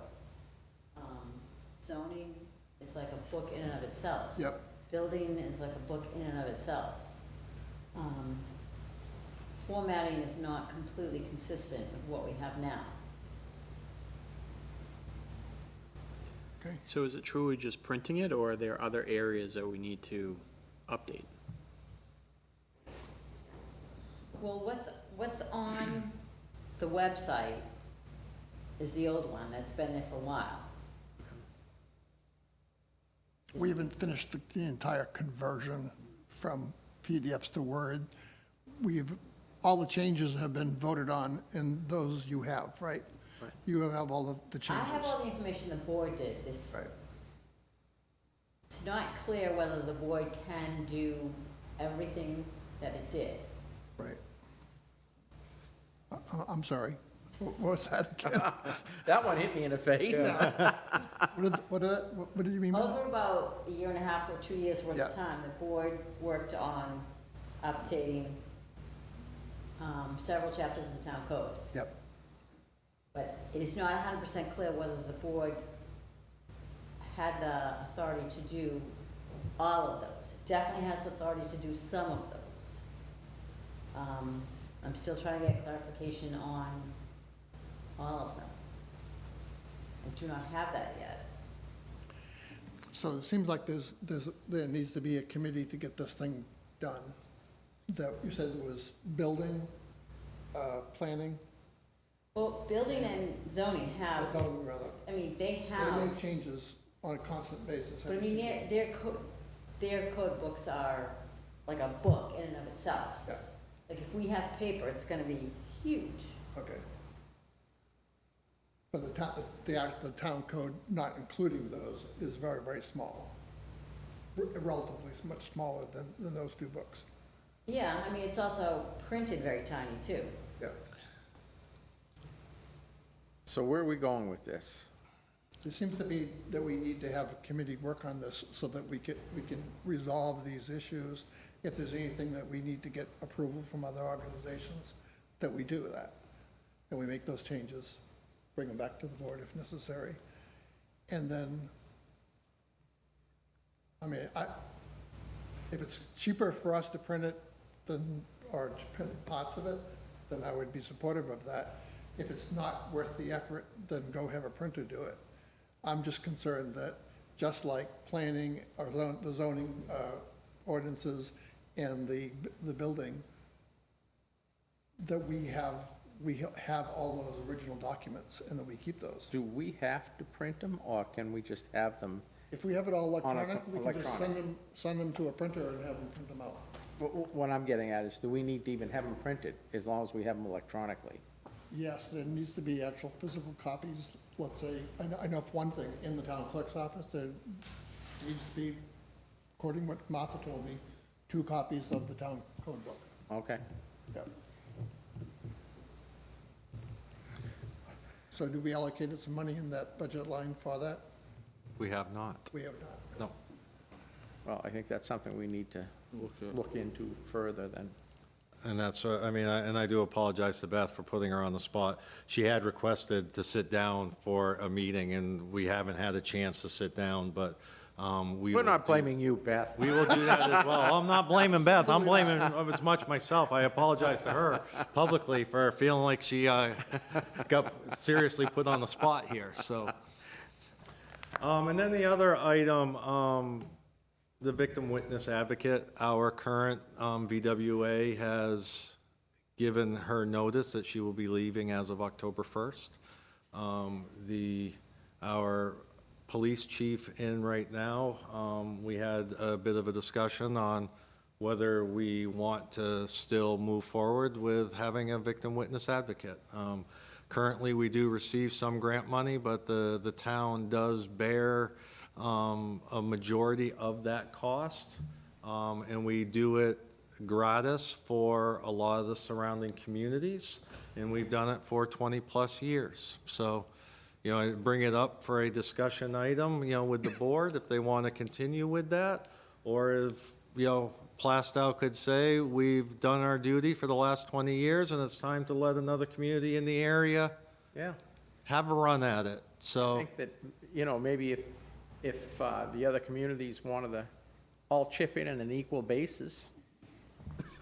Well, certainly it would promote some discussion and the like. So this is why, the current budget does include a fully funded VWA for 2022. But, obviously, with the individual giving their notice, as of October 1st, it does, that's why I bring it, to the board. See if you guys want to head in a different direction, maintain it, or work from there. So. Or having a contribution the same way we do with the dispatch. Right.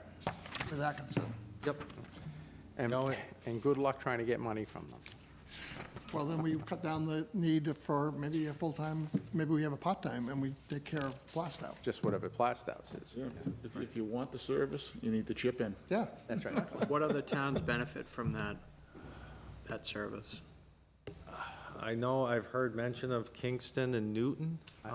Kingston, Newton, Atkinson, and I I can't remember whether it's Sandown or not. I don't remember specifically. Was that your question, Jay? Yes. Okay. I'm just looking at the budget, that's all. Right. Sorry.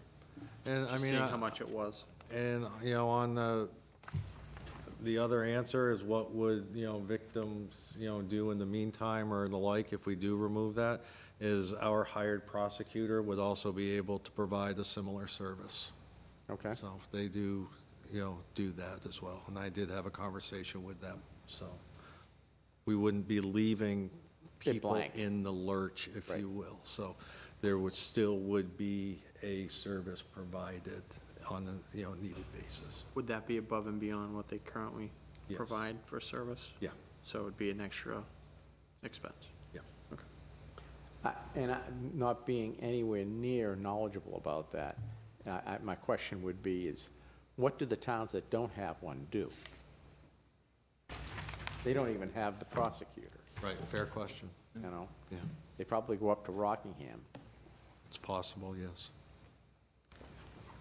We can reach out to the police chief and ask that question. Yeah. And the other thing is, how often does it get used?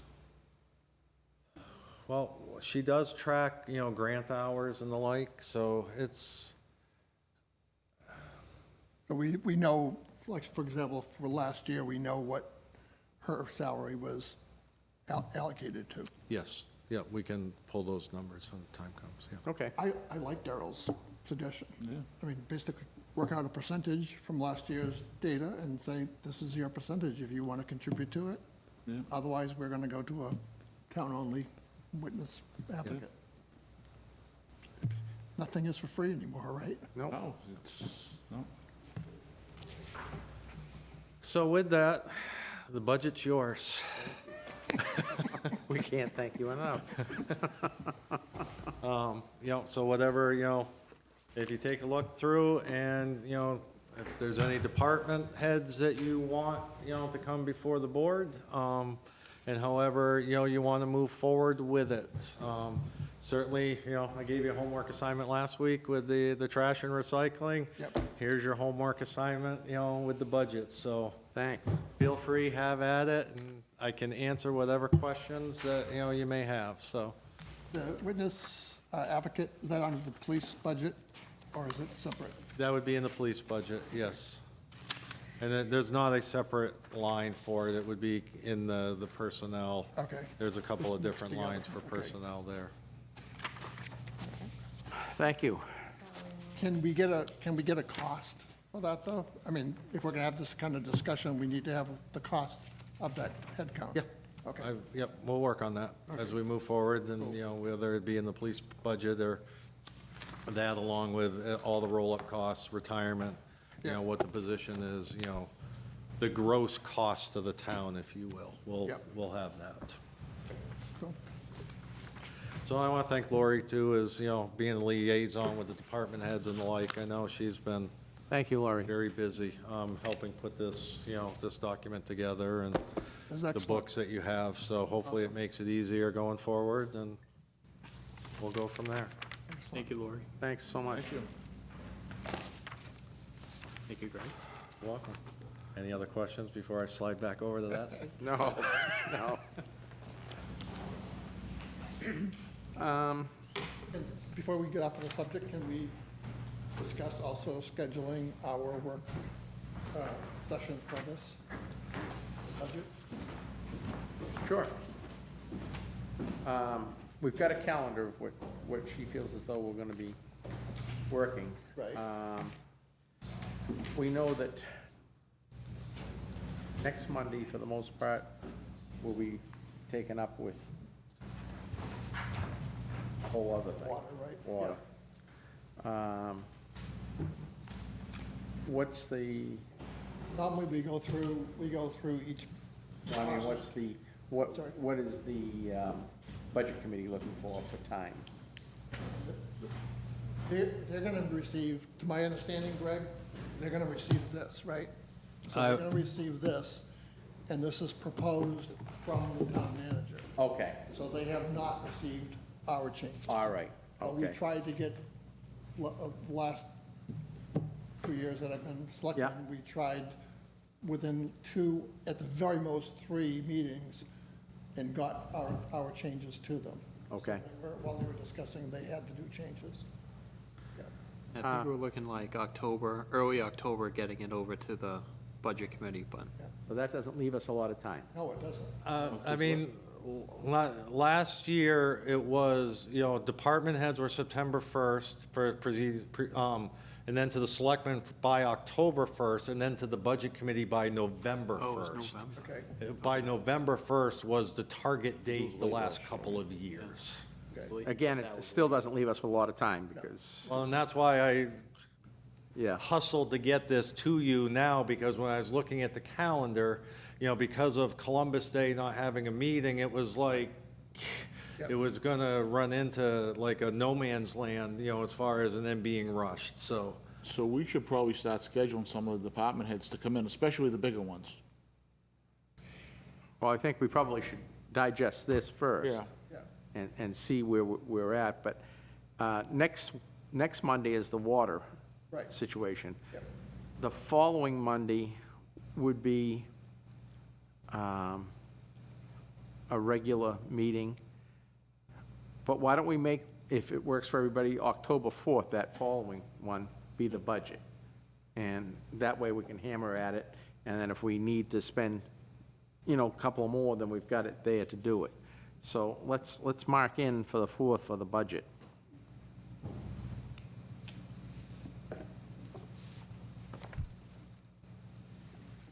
So we will,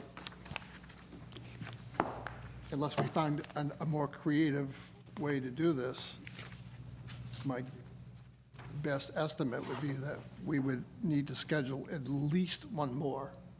So Yeah, I'm maybe the thinking that 4th and probably- The 11th or something like that, or? Yeah, well, we've got a holiday on the Yeah, 11th, I the think. 11th The is 11th Columbus is Day. Oh, Columbus it's Day. Columbus Day, right? Yeah. So then when. But that would it be doesn't mean that we couldn't meet On Tuesday or something like that. on a Tuesday. Sure. Everybody's available. So maybe the October the 12th would be a second one. Okay. Unless the budget committee's meeting, they meet on Tuesdays. Oh, that's right. Ah, Yeah, everybody, and the planning board meets on Wednesday. Well, Well, that's unless- the first and third. Unless Wednesday. there's a gigantic, I guess I'd go it this way. Unless there's a gigantic emergency that we have to address, which we can always do at a meeting, why don't we try to do the 4th and 18th as Okay. budget meetings? Get it off the table. Yep. And get it out the door. So my suggestion is that we all digest this and basically come to the table Ready. with our requested changes. Yep. And that way, I think this will go a lot faster. I agree. Yeah. I agree. And then we could just go through the level funded or reduced budgets and knock those off Yeah, fairly that should be- quickly. yeah, quick. Exactly. Yeah. Good idea. Unless anyone has changes to those budgets, but. yeah. Okay. You've had a lot to say already tonight, Greg, so I won't put you on the spot for a manager's meeting. Well, I'll give you a quick update. Okay. In your folders, there is some information from the health department with a public health update. I saw that. And just, obviously it's on the news and the like, but it's, a startling reversal trend that's going in the other direction, so. Yeah. But there is a bunch of information, there that, can be digested. And also some local town data for, the last week or two. So, it does, bear pointing out and, to take a look at. Last Thursday, we did have the auction of 13 Rose Ave, and there was a winning bidder. So we're in the process of finalizing that. The second time around, it sold for $240,000. So I've got the initial down deposit. I'm supposed to have another amount tomorrow by lunchtime. Oh, good. And then we have the deed in hand that has been signed by 4 out of 5 selectmen. So barring anything else, we should be able to close on that fairly soon. Excellent. You've got the budget, which obviously was a lot of time over the last week. Good to know, our building maintenance department, we do have a good candidate, and we are making an offer too. So we're hoping that the candidate says yes, but we're doing background checks and the like. The only other thing I put in is I heard from the town of Kingston, and there is something in your packet as well, that they are reaching out to their border communities for the perambulation of town lines, which by RSA needs to be done every 7 years. Yeah. And it hasn't been done in a while, so they put out a feeler to see if any town along their border is interested in doing it to share cost, so on and so forth, so. Well, if they're doing it, then we don't have to. Exactly. So, I'll let them know you said Just gotta that. pay for it. But anyways, it's, just something to, they are searching out, so. Okay. So you also, the Tuesday meeting, did you mention that? I'm sorry. 4 No. o'clock meeting? Well, it's a legal advice meeting. Oh, okay. Yeah. Okay. Didn't know whether or not. Yep, no, you're in legal, touch with everybody? yep. Okay, cool.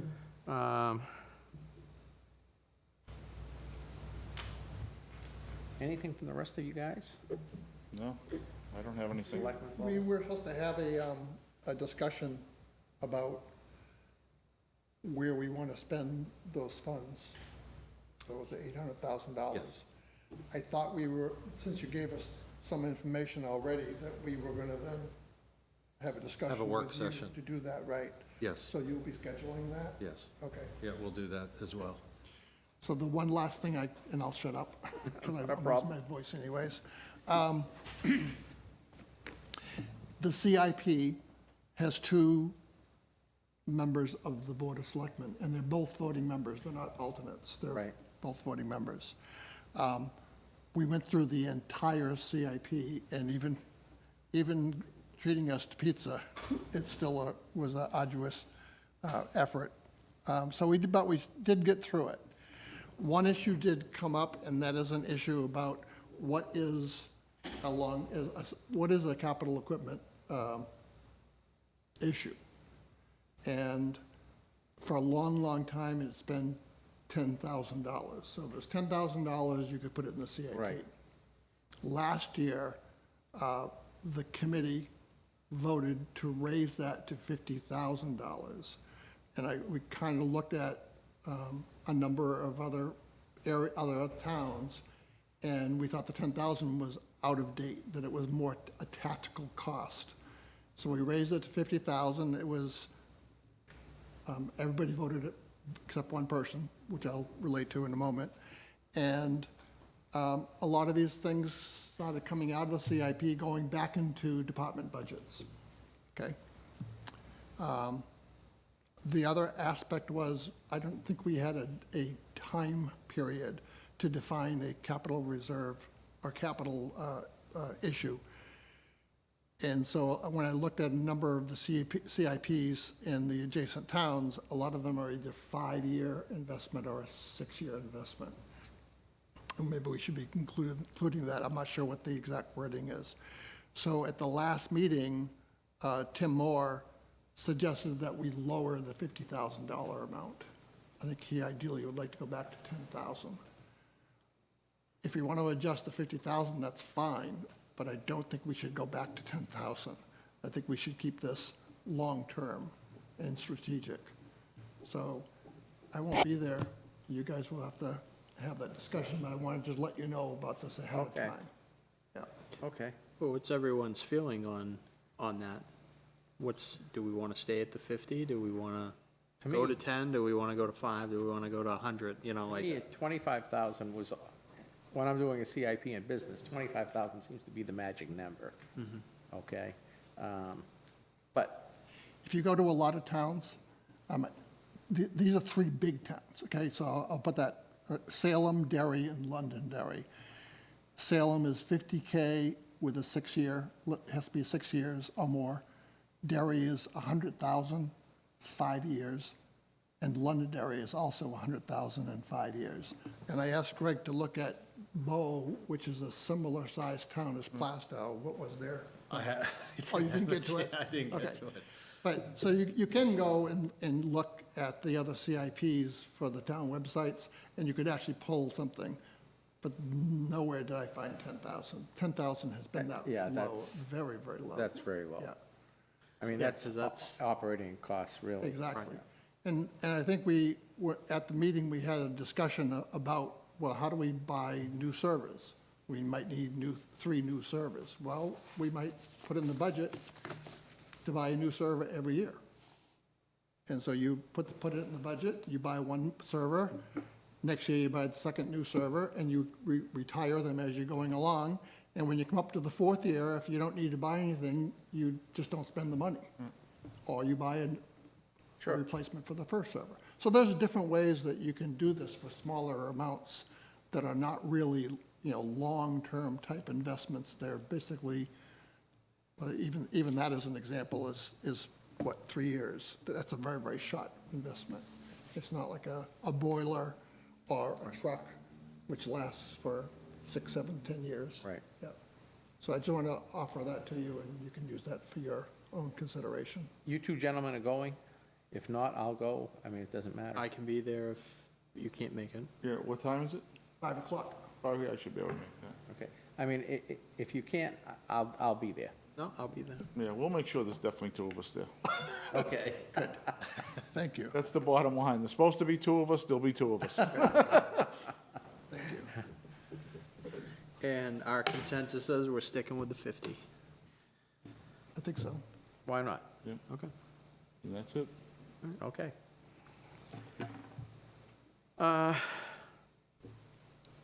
You got a card? Yes. To the board. Yes, this is a thank you note from Carol Flyzik's mother, Jan. She said, "Dear folks," excuse me, I'm trying to read through this. "Our family thanks you so much for having a memorable memorial service every year. It was a very meaningful service on Saturday to honor Carol and all the others who perished on 9/11. As long as you do this, Carol will not be forgotten. Sincerely, Jan, Carol's mother. So, That's very nice. so I did have an opportunity to speak with her after, and she was very grateful that we continue to do this every year. So. Good job, Beth. Thank you. Yeah, and the family drove down from Maine for that, too. That was very nice. I also want to thank Kelly Bowes, who was serving on our school board, I believe it was, or school board committee, finance, I think was the position, but I'm not sure. I know she was working with the school at some level, and she's retired out. She's moving away. So thank you, Kelly, for your service to the town and to the school. The last thing I have is the Manchester Water Works Recipient Awards for the New England Water Works Association.